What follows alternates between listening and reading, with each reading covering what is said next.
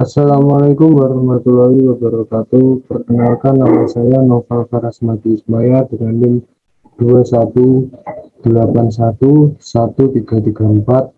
171. Di sini saya akan menjelaskan konsep tentang tata ruang kantor.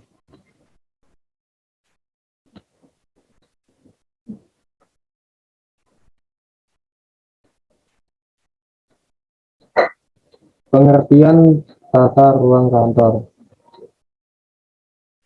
Tata ruang kantor adalah cara penyusunan perabotan dan alat perlengkapan pada luas lantai ruang kantor yang tersedia untuk mempermudah para pekerja kantor sehingga kinerja akan lebih efisien dalam segi fungsi, waktu, dan biaya. Selanjutnya, manfaat atau tujuan penataan ruang kantor. Yang pertama adalah mencegah penghamburan tenaga dan waktu para pegawai karena prosedur kerja dapat dipersingkat. Yang kedua, menjamin kelancaran proses pekerjaan yang bersangkutan. Ketiga, memungkinkan pemakaian ruang kerja secara efisien. Keempat, mencegah para pegawai di bagian lain terganggu oleh publik yang akan menemui suatu bagian tertentu atau oleh suara bising lainnya. Kelima, menciptakan kenyamanan bagi para pegawai. Keenam, memberikan kesan yang baik bagi para pengunjung. Dan yang ketujuh adalah mengusahakan adanya keleluasaan bagi gerakan pegawai yang sedang bekerja dan kemungkinan pemanfaatan ruangan bagi keperluan lain dan perkembangan serta perluasan kegiatan di kemudian hari. Asas-asas pokok tata ruang kantor. Asas mengenai jarak terpendek adalah suatu tata ruang yang baik adalah yang memungkinkan proses penyelesaian suatu pekerjaan menempuh jarak yang sependek-pendeknya. Asas mengenai rangkaian kerja. Suatu tata ruang yang baik adalah yang menempatkan para pegawai dan alat-alat kantor untuk rangkaian yang sejalan. Asas mengenai penggunaan segenap ruang adalah suatu tata ruang yang baik yang mempergunakan sepenuhnya semua ruangan yang ada. Dan yang terakhir, asas mengenai perubahan susunan tempat kerja, yaitu suatu tata ruang yang baik yang dapat diubah atau disusun kembali dengan tidak terlampau sulit atau tidak memakan biaya yang besar. Prinsip tata ruang kantor ada 9.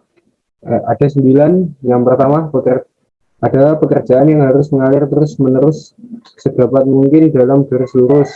2. Bagian-bagian dan seksi-seksi yang berfungsi sama yang berhubungan harus ditempatkan secara berdekatan. 3. Aliran pekerjaan harus sederhana. 4. Meletakkan perlengkapan kantor harus dekat dengan pegawai yang menggunakannya. 5. Pengguna meja dan kursi dengan ukuran yang sama dalam sebuah ruangan. Penyusunan meja harus sedemikian rupa sehingga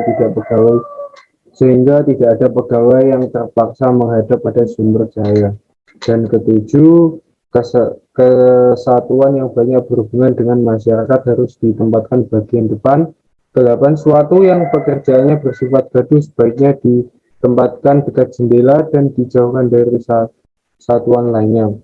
Dan yang terakhir, tempat arsip kantor berada pada dinding atau susunan tangga yang mudah terjangkau.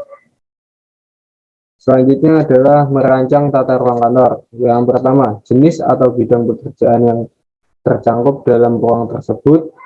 Kedua, penempatan bidang pekerjaan sesuai dengan urut-urutan kegiatannya. Ketiga, banyaknya pegawai yang terlihat dalam jenisnya atau bidang pekerjaan tersebut. Keempat, tata letak atau penempatan pegawai yang menangani jenis atau bidang pekerjaan. Kelima, penerangan atau pencahayaan yang baik. Dan yang terakhir, adanya ventilasi dalam tanda lain pertukaran udara yang memadai. Area khusus, ada beberapa grafik area khusus atau terbentuk, yaitu area pusat penyimpanan atau disebut reception area, ruangan penggandaan atau ruang konferensi, terus ada ruang konferensi, ruang persuratan, dan ruang komputer. Bentuk-bentuk tata ruang kantor. Tata ruang kantor tertutup ada keuntungan dan kerugian.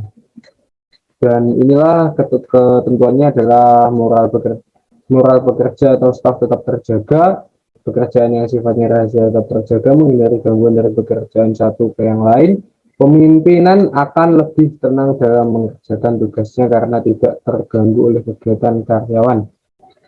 Kerugian adalah pengawasan sulit dilakukan, cahaya sulit masuk, dan udara sulit beredar. Apabila diperlukan tukar tempat antara bagian yang satu dengan bagian yang lain, sangat akan sulit dilakukan.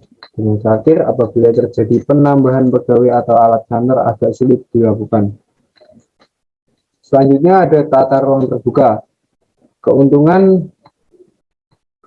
tata ruang terbuka adalah pengawasan lebih efektif, hubungan antar pegawai cepat dan mudah, memperlancar arus pekerjaan tanpa harus meninggalkan meja, cahaya mudah masuk, udara mudah beredar, mudah mengubah ruangan.